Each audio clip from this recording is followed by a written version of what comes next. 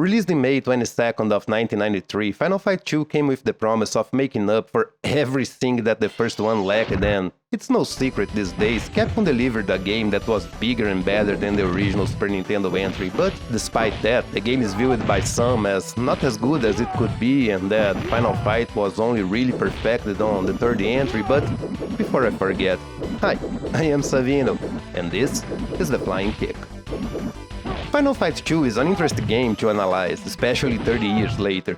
Taking a quick look at the story, we can see Capcom went all in with its Street Fighter World Tour and decided to do the same with its beat'em up. The Mad Gear, once thought to be finished by our favorite mayor and his friends, was in reality getting bigger and expanding its deeds all over the world. Well, by the world I mean only Europe and Asia. It seems they were avoiding the Americas after the last beating. This time they kidnapped Guy's master Gehyusai and his daughter Lena. I mean, for a gang with international ramifications, this may look a little petty, but that's the 90s for you. To rescue both, you'll be able to choose our favorite mayor, Maki, Lena's sister, who is the obvious fast girl of every beat'em up ever, and Carlos, a Brazilian ninja who likes kicks and butt. His words. It's a little strange that Guy and Cody were cut from the sequel. I understand that Capcom wanted to bring new faces to the game, but the absence of both, mainly Guy, who is directly affected in the story, was a strange decision. Final Fight 2 will take you, as I said, around the quote-unquote world, starting in Hong Kong, then France, Italy, Netherlands, England, and finally Japan. One interesting fact that everybody nowadays knows about is that you can spot Chun-Li and Guile in the game in the background on the first two levels. I will say that while this is a cool Easter egg, after all, Street Fighter was all the rage back then, it was a little disappointing when I noticed that only the first two levels had something like this.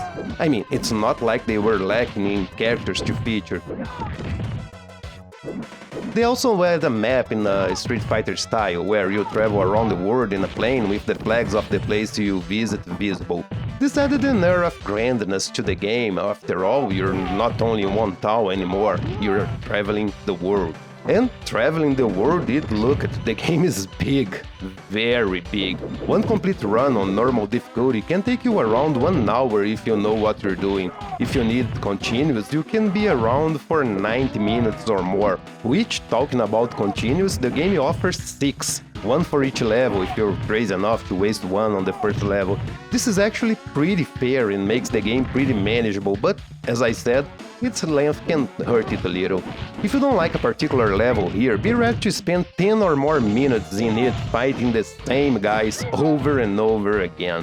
Yes, being a 10 megabit cartridge, Final Fight 2 isn't the most varied of the games. You will face here the same hordes of enemies with almost no new enemies being introduced later on in the game. And when they are introduced, most likely they will be an Andori family member. But yeah, we all know what really makes a beat'em up is its combat, and Final Fight 2 didn't disappoint in this aspect, offering a solid and responsive gameplay as we learned to expect from Capcom at this point.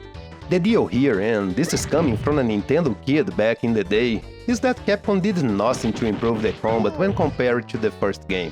The moves were basically the same, and except for some flashy moves like Hagar's pile driver, everything was basically the same. Yeah, don't fix what isn't broken, but let's be honest, the beat'em up landscape already had a new standard by that time with the release of Streets of Rage 2 in the previous year. Yes, the games were basically 5 months apart and there was little that Capcom could do in that window of time, but this shows that they were pretty confident that nothing would top their game. Final Fight 2 is in no way a bad game. While not stellar, the game offers a solid experience for those looking for a good 16-bit beat'em up.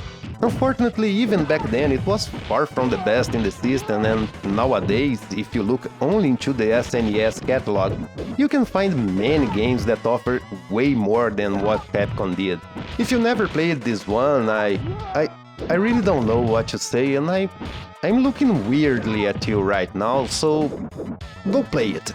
And if you did, tell me in the comments if you agree with me or not.